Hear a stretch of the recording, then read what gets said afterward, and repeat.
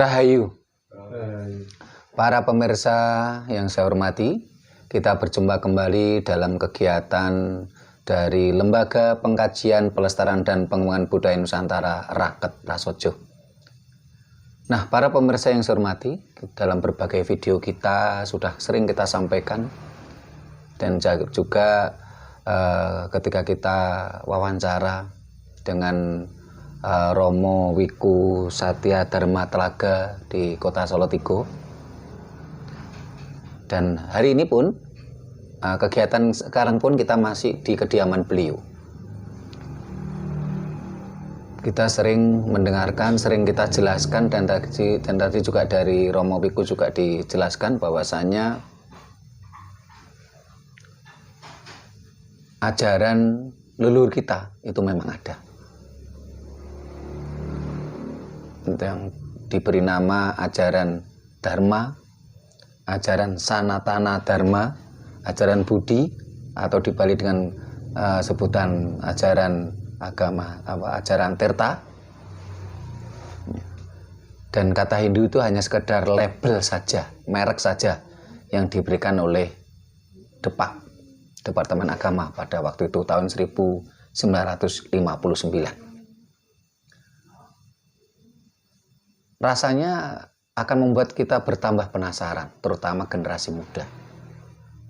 Karena itu akan kita tanyakan kepada Romo Wiku, bagaimana nanti perbedaan-perbedaan tentang ajaran leluhur kita, ajaran Jawa, dengan ajaran dari India yang orang banyak menyebutnya adalah ajaran Hindu, India. Nah, untuk kembalinya ajaran Jawa ini sebenarnya jauh-jauh hari sudah diprediksi oleh Eyang Sabdo Palon.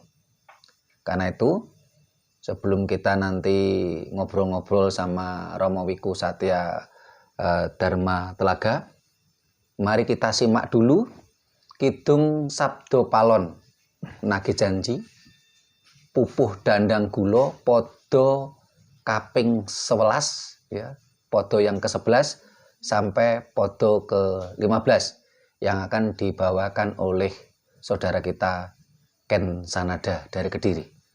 Silakan Mas. Podo 11 nggih.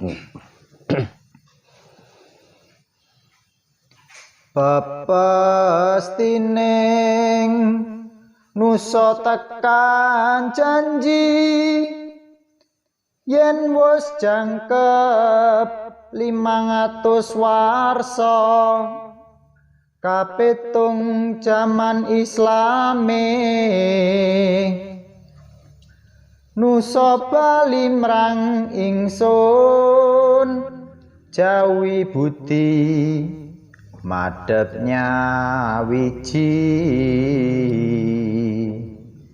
sapa kang ngemono yakti nampi bendu sun ayaan putuning wang dadya tandha praptaning tundan dedemit gegila myang ngleloro dawa weka jaman tundan demit haywa angir dina ngelmunira natya anglawan demite sira yakti kinuyu dening pra demit putu mami aywa anantang yuda ananjakna ngelmu myang srana marupa-rupa kabeh iku tanpa sah ing awak demit balik anyepet sira jangkaning nusa wus aweh wangsit wineca dening jalma waskita ing jangka jayabayane jalma tan pungguh wutuh wineca sinarnya sepale dene ingkang waluya perlu samya weruh pitukon nolak bebaya mung netepi darmaning urip sejati wasita nyapra kuna yaiku sahadat kang sejati amaruhi dununging sang gesang ing teleng jiwa ragane lamun tan bisa weruh takokno guru kang sayekti kang wus putus kawruhnya wikan mangjis alus bisa ajal jroning gesang uninga mrangsangkan paraning dumadi perlu sira upaya nyatakno yen sira wis winirit kabeh wasitanya gurunira maruhna ing makrifate manungsa urip iku suket ing wana petaneki yen wus tumekeng mangsa ginaruka luku ingkang nlesep selanira yeku jalma kang weruh sahadat sejati wisikaning hyang suksma.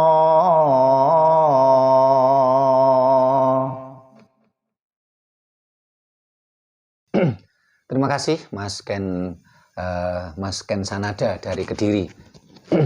Para pemirsa yang saya hormati, kita akan bincang-bincang dengan Romo Wiku Satya Dharma Telaga di kota Solotigo atau Salatiga. Rahayu Romo. Rahayu. Ini kami minta penjelasan pada Romo untuk para pemirsa semua. Sebenarnya ajaran leluhur kita itu lebih rincinya bagaimana? Terus perbedaan dengan ajaran Hindu India. Karena seperti halnya yang disampaikan oleh Romo bahwasanya sebenarnya yang ada di Indonesia ini ajaran leluhur kita, ajaran Nusantara, ajaran Jawa, tetapi dilabeli, dimereki dengan kata agama Hindu, walaupun sebenarnya isinya bukan.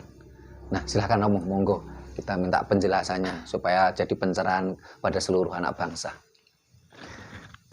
Terima kasih pemberian waktu pada diri saya.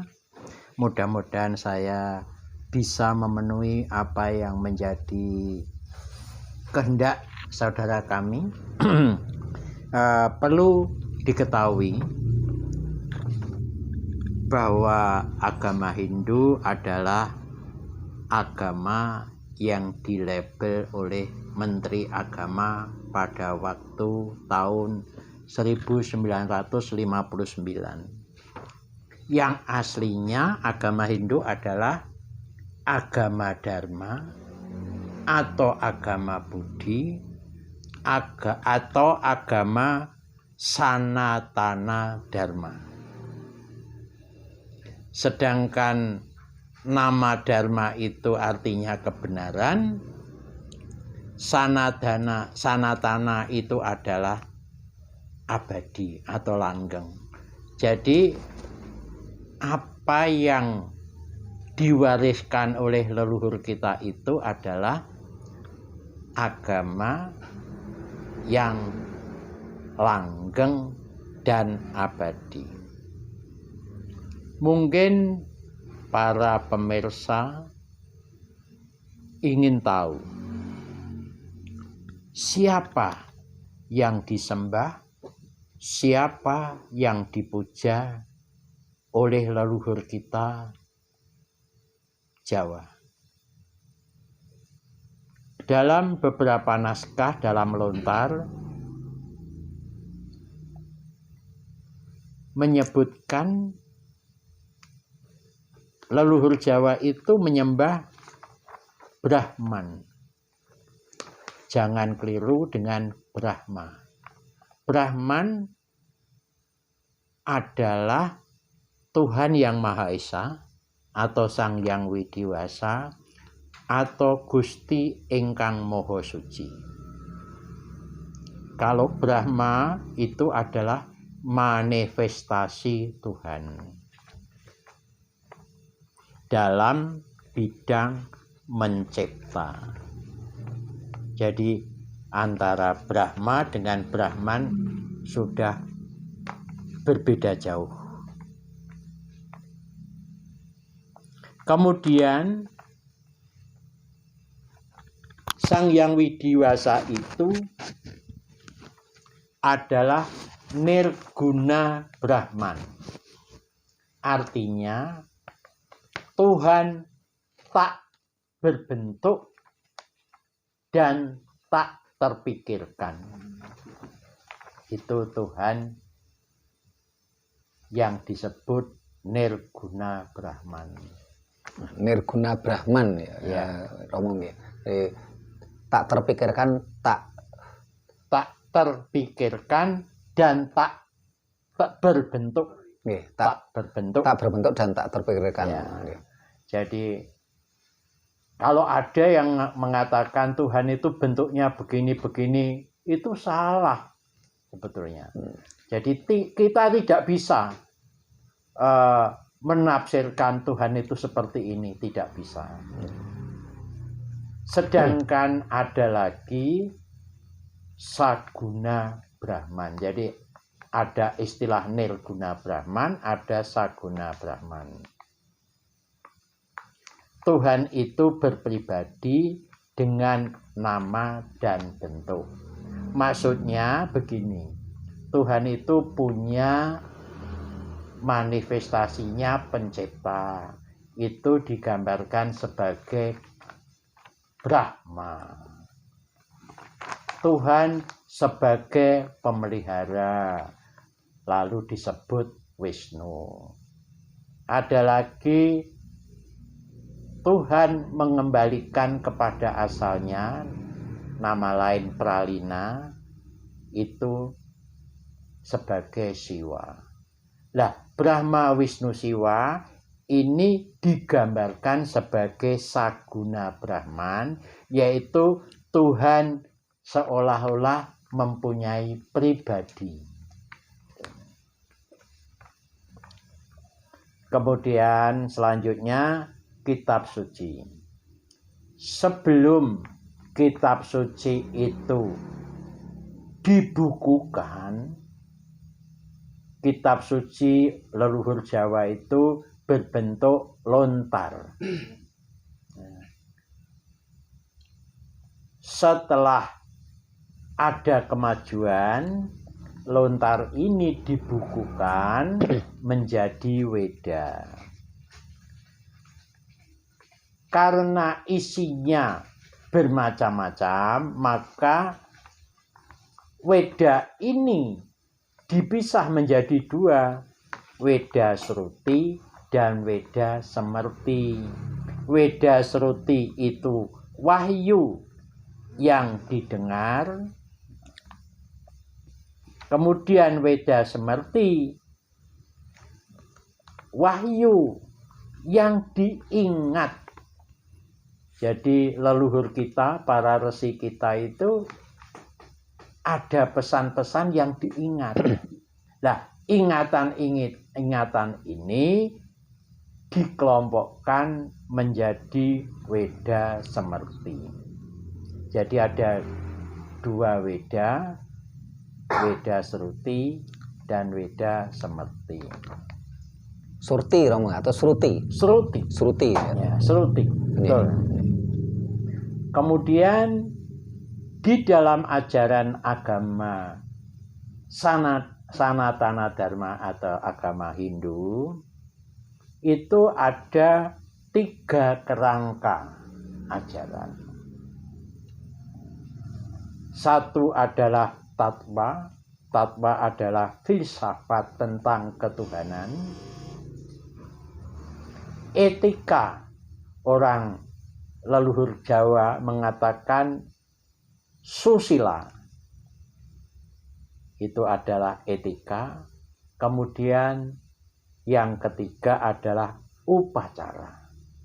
Upacara dikenal dengan istilah ritual. Jadi di dalam pengeterapan agama leluhur itu pasti ada 3 kerangka ini. Tatwanya bagaimana, etikanya bagaimana, dan upacaranya bagaimana. Jadi ketiga ini harus kita jalankan bersama-sama. Tidak boleh hanya salah satu atau hanya 2.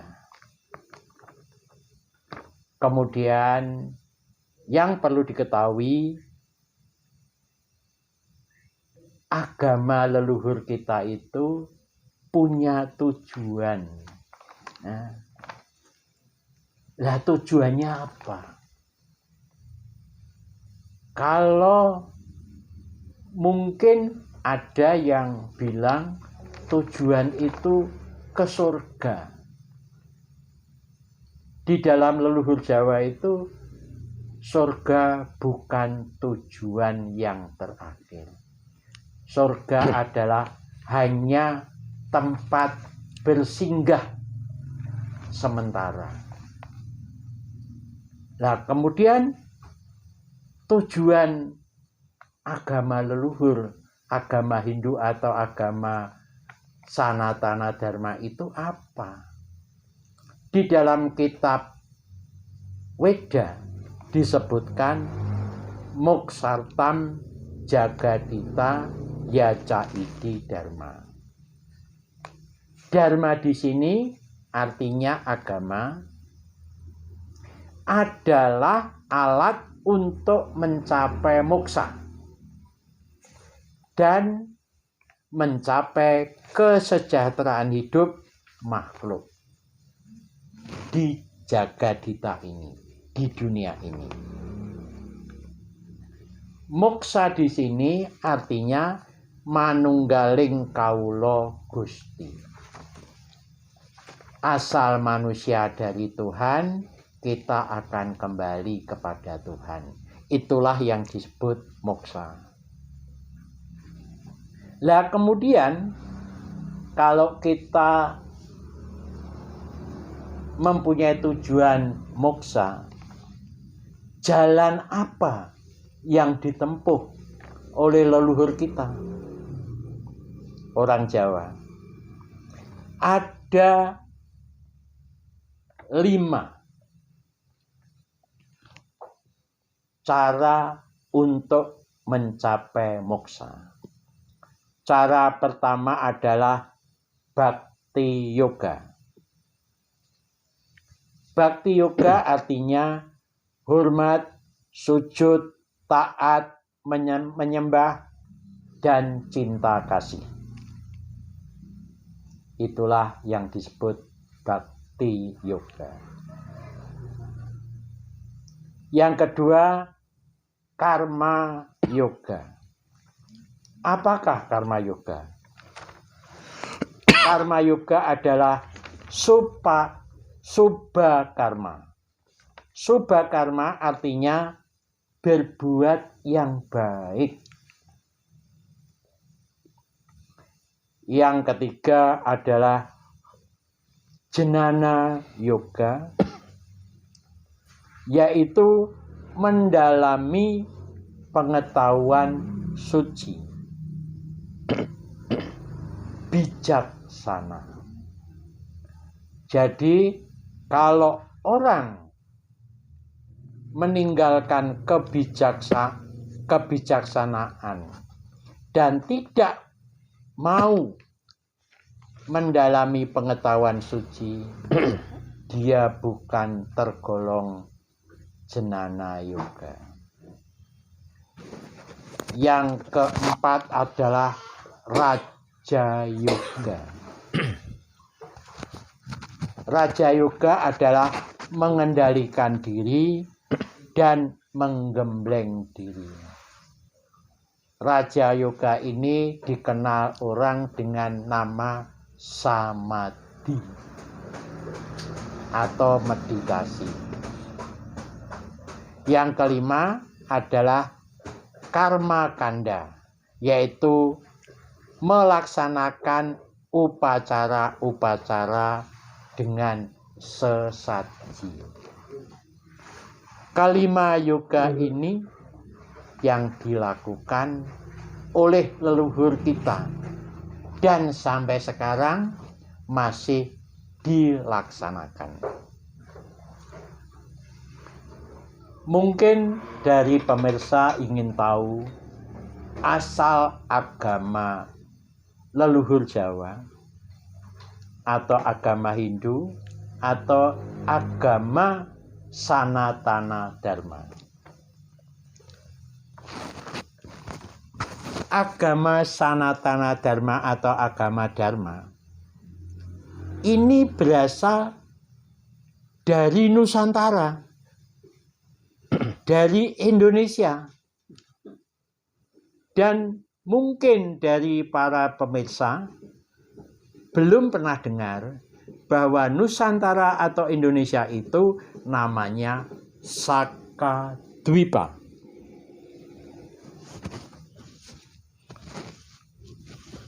Sakadwipa sebuah benua kecil yang mengalami bencana alam. Sakadwipa Pulau Suci atau Pulau Putih. Suku asli Sakadwipa adalah bangsa Arya. Plato menyebut orang Atlantik. Weda menjelaskan bahwa di Sakadwipa terdapat gunung Meru, sebenarnya Gunung Semeru sekarang. Gunung Udaya, kalau sekarang Gunung Agung. Gunung Mahagiri, Gunung Raiwataka, Gunung Ora Brahma, itu adalah Gunung Bromo. Gunung Tambora terdapat di NTT. Sesudah bencana alam yang hebat, Sakadwipa menjadi 1000 pulau, antara lain Jawa Dipa itu adalah Pulau Beras atau Pulau Jawa. Swarna Dwipa, Pulau Emas atau Pulau Sumatera sekarang. Rupakya Dipa, Pulau Perak atau Pulau Bangka. Dan Tamali Dwipa adalah Pulau Rempah-Rempah atau daun sirih. Itulah tentang agama yang dilestarikan, yang dipakai oleh leluhur Jawa Dwipa. Kiranya demikian, saya kembalikan kepada Panata Acara. Monggo. Terima kasih Romo Wiku sudah dijelaskan panjang lebar tentang ajaran Jawa tadi, ajaran asli Nusantara. Romo, ini yang ingin kami tanyakan, Romo. Ya. Karena Romo mengatakan dan juga didukung oleh banyak data yang ada, bahwasanya ajaran Jawa yang dilabeli oleh Depak menjadi agama Hindu, walaupun sebenarnya bukan agama Hindu. Ini asli ajaran Nusantara, leluhur Nusantara. Nah ini supaya lebih jelas, Romo, dijelaskan kepada para pemirsa supaya menjadi sebuah pencerahan. Itu apa perbedaannya antara ajaran leluhur kita tadi sama ajaran yang ada di India itu, Romo? Ya, terima kasih. Perlu diketahui, kalau kita melihat tempat suci saja, kalau di Nusantara, terutama di Jawa, itu banyak terdapat candi-candi. Atau mungkin kalau di Bali ada pura. Nah, tempat sembahyang, tempat berhubungan dengan Tuhan Yang Maha Esa, Sang Hyang Widiwasa itu, tempat sembahyang itu, tempat suci itu adalah terbuka. Artinya tidak ada atap yang berbentuk rumah. Makanya tempat ibadah agama leluhur Jawa disebut adalah tempat ibadah, bukan rumah ibadah. Kalau di India tempat ibadah itu berbentuk kuil, berbentuk rumah. Jadi sangat berbeda jauh. Karena di dalam pengertian spiritual leluhur Jawa, kepala kita jangan diungkuli atau dihalang-halangi oleh bahan yang berasal dari tanah. Oleh karena itu, kalau kita membuat tempat suci, biasanya memakai atapnya itu alang-alang atau dami dan sebagainya. Jadi kalau di India itu ada rumah ibadah yang mereka sebut kuil, ya Romo ya. Tapi kalau di Jawa ini tidak ada rumah ibadah, adanya tempat ibadah. Kalau di Bali itu disebut pura, kalau di Jawa itu adalah candi atau punden. Punden, betul. Candi atau punden. Jadi tidak ada rumah ibadah. Dan Jawa juga tidak mengenal pura sebenarnya, Romo. Mengenalnya adalah candi atau punden. Ini perbedaannya antara ajaran leluhur kita sama yang ada di India. Barangkali ada hal lain lagi, Romo, yang jadi perbedaan yang cukup signifikan. Kemudian para tokoh agama yang ada di Jawa, beliau tidak menyebut bahwa tokoh agama ini adalah utusan Tuhan. Bukan. Apalagi dianggap Tuhan yang turun ke dunia. Bukan. Jadi semua tokoh agama yang ada di leluhur Jawa ini, itu dia semuanya ini adalah umat Tuhan dan harus menjalankan perintah-perintah Tuhan ini. Tetapi kalau di India, kalau dia sudah menjadi tokoh, seolah-olah tokoh itu adalah Tuhan yang turun. Suatu contoh, ini siapa itu? Hari Krishna. Ini tokohnya dianggap dia itu Tuhan yang turun. Prabhupada. Kemudian yang kedua, Sai Baba. Ini adalah dianggap Tuhan yang turun. Tetapi orang Jawa, orang Nusantara ajaran Jawa. Kita ini adalah semua utusan Tuhan. Jadi bukan Tuhan, tapi utusan Tuhan. Jadi semua utusan Tuhan, hono coroko ya Romo. Hono coroko. Jadi semua itu utusan Tuhan. Ya manusia, Dan hewan, akhirnya tumbuhan. mogo botongo. Artinya kalau dibalik ngoto bokomo, sebetulnya kita itu tidak mati, tetapi kita adalah moksa, kembali kepada asalnya, kembali kepada Tuhan. Kalau kita berasal dari Tuhan, kita kembali kepada Tuhan. Itu namanya bukan mogo botongo, ya, menjadi batang, tetapi ngoto bogomo, kita itu kembali kepada asalnya, tidak mati. Maksudnya begitu. Itu perbedaannya Romo ya. Jadi para pemirsa perlu digarisbawahi ya. Tadi perbedaannya sangat nyata. Kalau di Bali ada rumah ibadah yang mereka sebut sumkuil. Tetapi di Jawa di India. Oh, di India. Jadi yang ada di India ada rumah ibadah yang mereka sebut kuil. Tetapi kalau di Jawa dan di Bali tidak ada rumah ibadah. Adanya adalah tempat ibadah. Di Bali adalah pura, di Jawa adalah candi atau punden. Karena memang candi itu berasal dari punden berundak. Dan juga perlu dicermati, di Jawa tidak mengenal pura. Yang mengenalnya adalah punden berundak atau candi. Sesuatu yang berbeda karakteristiknya sebenarnya. Dan juga tadi, kalau dari ajaran India ataupun ajaran manca lain, itu sang tokoh ini dipuja menjadi sebagai utusan Tuhan. Atau bahkan menjadi Tuhan, atau bahkan dianggapnya Tuhan yang turun ke bumi.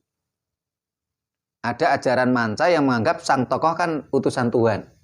Ada juga ajaran manca yang menganggap sang tokoh adalah Tuhan yang turun ke bumi. Jadi utusan khusus dari Tuhan. Nah, kalau di Jawa semua makhluk hidup ini adalah utusan Tuhan. Hana caraka, hono coroko, ono utusan, semuanya utusan Tuhan. Ya manusia, ya hewan, ya tumbuhan itu semua utusan Tuhan dengan sesuai kapasitasnya masing-masing. Ikan ya utusan Tuhan dengan kapasitasnya masing-masing. Tidak mungkin ikan suruh terbang karena kapasitasnya memang tidak untuk terbang. Tumbuhan juga utusan Tuhan. Sesuai dengan kapasitasnya. Manusia juga utusan Tuhan dan kita semua utusan Tuhan. Jadi tidak ada kekhususan. Dan semua harus menjalankan dharma ningagesang, dharmanya hidup tadi disampaikan oleh Romo Wiku tadi. Apalagi ada ini Romo, apakah ada lagi perbedaan yang signifikan Romo antara ajaran leluhur Nusantara tadi? Walaupun oleh Depak sudah dilabeli Hindu ya, padahal sebenarnya bukan agama Hindu. Ini supaya para pemirsa semakin jelas Romo. Apakah selain dua hal tadi ada perbedaan lain lagi Romo yang bisa Romo sampaikan pada kita? Perbedaan yang lain itu bahwa kita ini leluhur Jawa masih kental dengan tradisi-tradisi daerah. Jadi misalnya kita ini selalu mengagungkan dengan leluhur. Nah, ini yang paling utama itu. Karena tanpa leluhur kita itu bukan apa-apa. Artinya kita tidak mungkin ada. Oleh karena itu, seperti apapun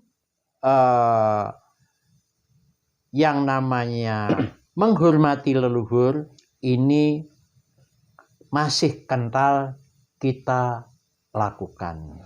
Apa ini Romo? Kita laksanakan. Mohon maaf Romo, apa ini yang kalau dari ajaran manca tadi, ajaran asing tadi kan yang dianggap utusan Tuhan ya. Ini kan suatu sosok ya Romo ya, suatu sosok atau satu sosok lah. Tapi kalau di dalam ajaran Jawa semua kan utusan. Bahkan ketika bicara kata nabi, nah, ini di dalam bahasa Jawa kuno, nabi itu kan artinya pusar. Sehingga nabi kita menurut ajaran Jawa ya ibu kita. Iya. Nah, karena nabi itu artinya pusar. Dan nabi kita adalah ibu kita. Sehingga yang selaras yang Romo katakan tadi, kita selalu mengagungkan leluhur. Karena bagaimanapun juga kita ini lahir dari seorang ibu, dari leluhur kita. Tanpa leluhur kita tidak mungkin hadir di dunia ini kan. Ini yang nah di sisi lain barangkali para pemirsa bisa menyimak video-video kita yang lain, banyak sebagai contoh Nabi Jawa gitu. Karena kita adalah sebuah lembaga pengkajian, pelestarian dan pengembangan budaya Nusantara. Ini kan kita kaji benar. Sesuatu harus kita kaji dengan berbagai landasan berpikir, dengan argumentasi yang rasional. Ternyata ketika kita lihat dalam asal kata, Nabi itu bahasa Jawa kuno. Bahkan menurut kita diskusi sama sekretaris kita, Kiai Haji Muhammad Musrifin, sekretaris kita, kebetulan beliau juga menjadi anggota Dewan Penasehat Pagar Nusa Jawa Timur. Ternyata di dalam kitab suci agama Islam, di Al-Quran dan Hadis itu tidak ada kata Nabi. Adanya kata nubuah. Nah, Nabi itu bahasa Jawa kuno. Atau barangkali ini juga Romo yang merupakan ciri khas ajaran leluhur kita. Iya. Nah, mengagungkan leluhur, itu dari Nabi tadi.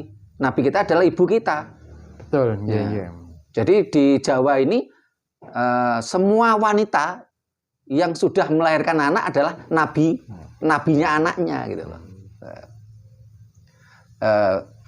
Ini mohon maaf ini Romo, barangkali supaya lebih gamblang, ini ada Pak Basuki sama Mas Ken, barangkali ada pertanyaan pada Romo yang terkait apa yang disampaikan Romo tadi. Sedikit kurang jelas tadi. Nggih, silakan Pak Basuki. Nggih. Rahayu. Untuk bahasa punden tadi. Nggih. Itu pengertian saya itu punden itu leluhur yang sudah meninggal pada waktu itu yang dipundi oleh masyarakat. Nggih. Itu punden. Nggih. Pengertian saya, apakah punden yang dikatakan Romo itu sama dengan punden pengertian saya ini? Saya kira itu.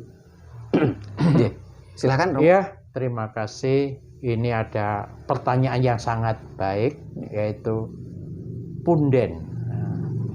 Punden itu adalah tempat ya, yang dibangun oleh leluhur kita untuk sujud bakti kepada Yang Maha Agung, Gusti Kang Maha Suci. Itu punden. Nah, punden ini biasanya dibuat di tempat yang tinggi dengan dekat dengan matahari gitu. Makanya punden ini sering disebut dengan bara baduhur. Bara itu matahari, bara itu api, api itu matahari, baduhur itu batu berundak gitu. Nah, sekarang bara baduhur itu diabadikan menjadi Candi Borobudur gitu. Jadi sebetulnya punden itu adalah batu berundak untuk menghadap kepada Tuhan Yang Maha Esa.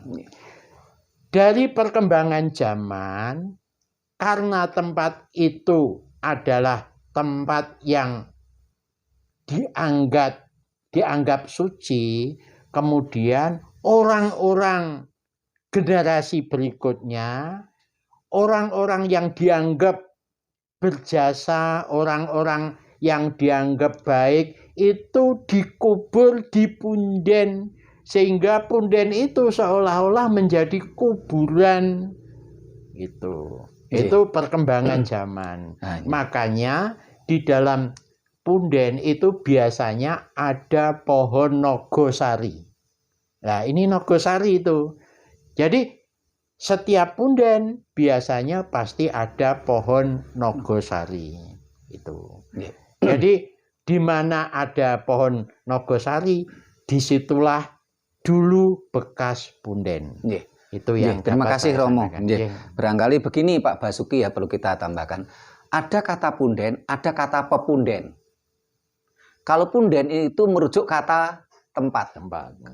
Kalau pepunden itu merujuk pada sesuatu kata sifat. Pepunden. Jadi kalau pepundennya Pak Basuki ya leluhurnya Pak Basuki. Tapi kalau punden itu merujuk pada tempat. Nah, biasanya tempat punden ini biasanya untuk bersembahyang. Orang Jawa mengatakan sedahyang.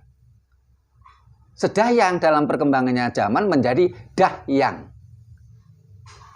Dahyang itu dari kata sedahyang. Sedah itu suguh, sedah. Yang itu Tuhan. Jadi kalau tempat sedahyang yang inserted tembung menjadi dahyang, lama-lama menjadi danyang. Ini kan inserted tembung gitu, dari kata sedahyang. Itu karena di situ punden, tempat. Kalau pepunden itu merujuk pada kata sifat. Kalau punden kata tempat. Berarti salah kata saja. Bukan salah kata, memang berbeda antara kata punden sama pepunden. Biasanya pepunden itu kan, pengertian saya pepunden itu memang tempat leluhur ya. Tapi kan wong Jawa Ilate itu cendak kadang itu bilangnya punden gitu. Jadi sebenarnya beda. Jadi kalau punden adalah tempat, pepunden itu adalah leluhur. Nih. Panjangannya berarti bahasanya itu kan beda arti dan beda kata sebenarnya. Mas Ken ada perlu ditanyakan? Mungkin penambahan aja tentang punden juga ini. Dalam arti punden itu pasti sebuah kesepakatan bersama dari banyak jiwa nggih. Karena tempat. Dari mungkin bentuk visualnya, nah itu mungkin sudah terlampau zaman yang jauh, teknologi yang sudah tertinggal. Mungkin leluhur kita yang terdahulu membuat candi dari batu, andesit. Nah, sedangkan yang sekarang mungkin dari kayu, joglo, mungkin kan seperti itu tetap dikatakan punden juga. Dengan kesepakatan pada zamannya masing-masing. Jadi terima kasih Mas Ken tambahnya. Jadi memang kalau punden itu merujuk pada kata tempat, sehingga umpamanya rumah punden, rumah yang rumah yang ditinggalkan oleh pepunden, jadi rumah punden. Biasanya rumahnya nenek kakek kita ya Romo ya, biasanya begitu. Mungkin saya tambahin. Silakan Romo. Begini, biasanya leluhur Jawa itu memang mengenal dengan istilah punden dan pepunden. Kalau orang Jawa, kalau kita akan menghormati leluhur, mendoakan leluhur, itu kan mestinya membangun tempat khusus untuk leluhur. Kan begitu ya? Nah, seperti saya membangun tempat khusus untuk leluhur, itu yang saya letakkan di depan. Itu namanya Padmasari.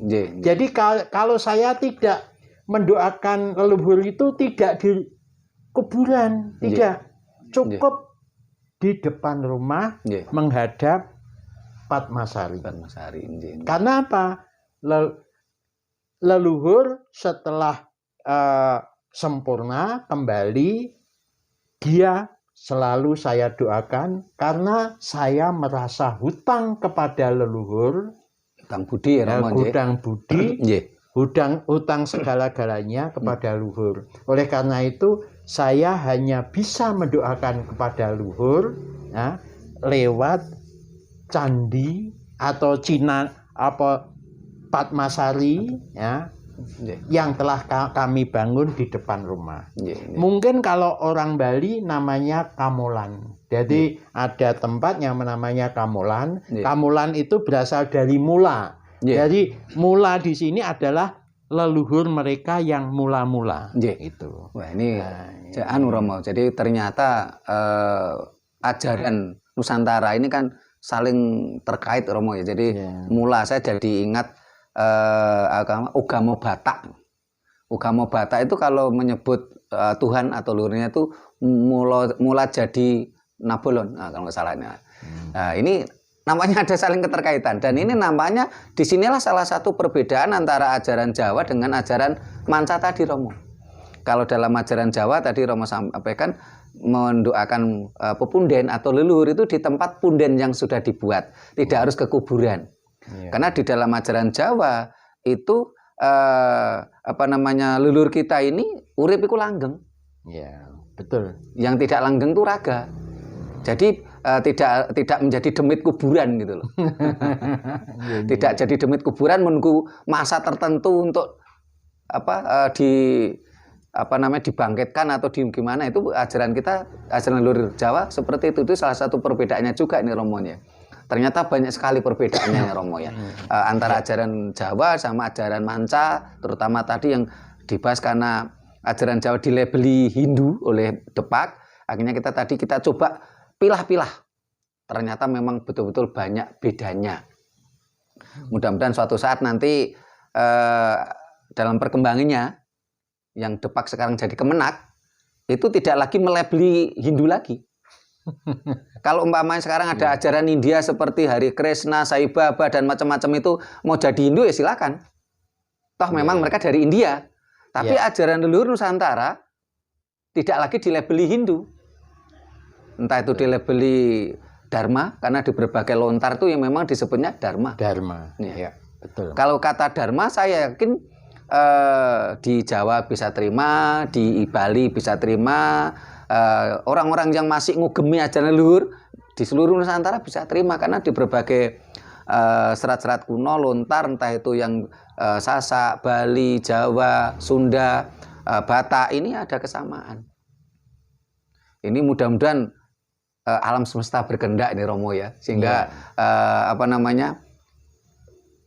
Kemenak tidak lagi melabeli Hindu untuk ajaran leluhur kita, tapi dilabeli ajaran Dharma. Nah, yang dari India seperti Sai Baba, Hare Krishna dan macam-macam mau dilabeli Hindu ya silakan, memang itu dari India.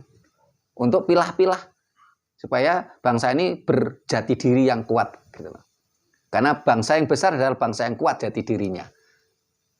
Bangsa yang besar tingginya martabat itu ada pada budaya. Nah, ini yang harus kita kuatkan terus ini Romo. Romo ini sebelum ditutup apakah ada yang perlu ditambahkan lagi Romo untuk bahasan kita kali ini tentang ajaran ajaran Jawa atau Hindu Jawa. Ini adalah ajaran asli leluhur Nusantara. Apa yang perlu ditambah lagi Romo? Saya hanya mengimbau kepada generasi milenial, generasi muda sekarang ini, marilah kita kembali nguri-uri peninggalan leluhur Jawa. Jangan ditinggalkan. Karena leluhur Jawa adalah leluhur kita bersama. Tanpa leluhur kita nggak mungkin ada. Tanpa leluhur kita tidak mungkin ada di dunia ini. Oleh karena itu, tetapi tanpa tokoh agama bangsa lain, kita tetap ada. Tetap ada, ya betul-betul. Kenapa kita harus mengagung-agungkan tokoh bangsa lain gitu loh? Itulah yang kami himbau. Marilah kita lestarikan peninggalan leluhur Nusantara, terutama leluhur Jawa. Ojo ngasih ilang Jawane. Hanya itu. Gusti nyembadani Romo, alam semesta berkehendak ini. Nah, para pemirsa yang saya hormati, demikian tadi obrolan kita bersama Romo Wiku Satya Dharma Telaga di Kota Salatiga. Mudah-mudahan apa yang kita bahas mampu memberikan pencerahan kepada seluruh bangsa Indonesia, supaya kita sadar diri kita adalah bangsa besar, bangsa Arya yang mampu menguasai dan mewarnai dunia. Kita bukan bangsa budak. Tapi kenapa saat ini kita mau diperbudak oleh bangsa lain? Hanya karena iming-iming janji fata morgana yang sebenarnya mereka juga nggak punya. Kita mabuk dogma yang mematikan nalar kita, sehingga kita terpuruk semenjak mereka datang. Tidak mampu lagi untuk bangkit. Kan itu sadarlah, bangkitlah anak bangsa. Supaya leluhur kita bangga memiliki keturunan kita. Para pemirsa yang saya hormati, bila mana ada tutur kata kami yang tidak berkenan, kami mohon maaf. Bila mana ada tata kerama kami yang tidak memadai, mohon dimaklumi. Nanti kita ketemu lagi di kegiatan lainnya dari Lembaga Pengkajian Pelestarian dan Pengembangan Budaya Nusantara Raket Prasojo. Dan acara ini akan ditutup Kidung Sabdo Palon Nagih Janji oleh Mas Ken Sanada dari Kediri, yaitu Pupuh Dandang Gulo Podo yang ke-16 sampai ke-20. Terima kasih. Rahayu. Rahayu.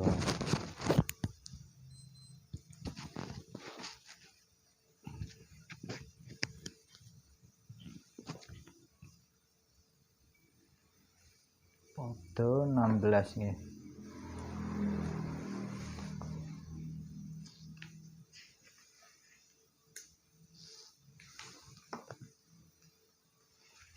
Menawa sira anyulayani marang kekuritaning sang gesang, yakti abot pidanane urip ingkang satuhu nggawa rerengganing hyang widi.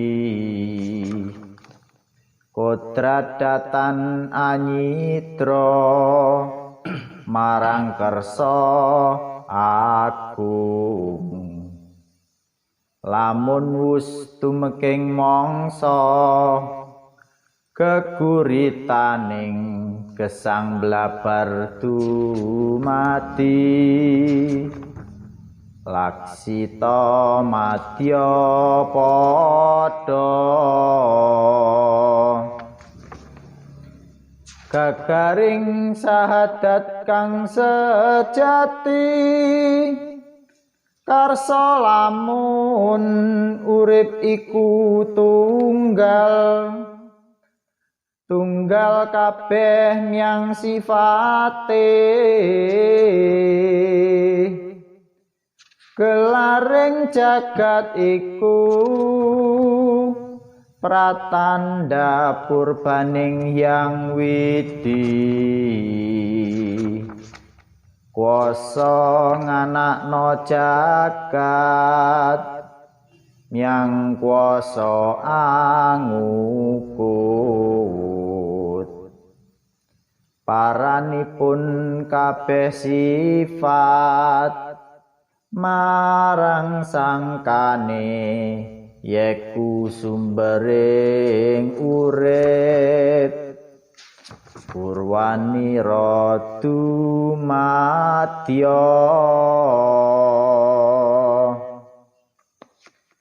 paparing gesang wujud mati, anggelar sawernaning agama, mranata para titahe, tumeka wancinipun pra umat ngungkurna agami, kang sih ngrasuk agama tan weruh kang satuhu, amung nyekeli sarengat sunyataning gamitan urip ning ati, ngrasuk klongsong kewala, tatit sliweran ing nusa Jawi, pratandha ing wang numindakna nyampurnakno agamane balekno nyang kang satuhu anyebarno Islam sejati duk jaman Brawijaya ingsun datan purun angrasu agama Islam marga ing wang uninga agama iki nelisir saka kang nyata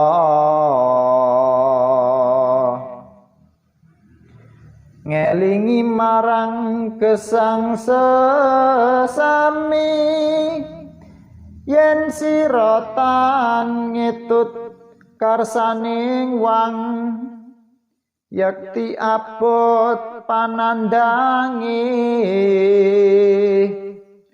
ingsun pikukuhipun Nusantara saindengira bawana sisih wetan Asia puniku kasigek gening wang nyabda kasabdakna mrang bawana wadah iki lumantar mandala arga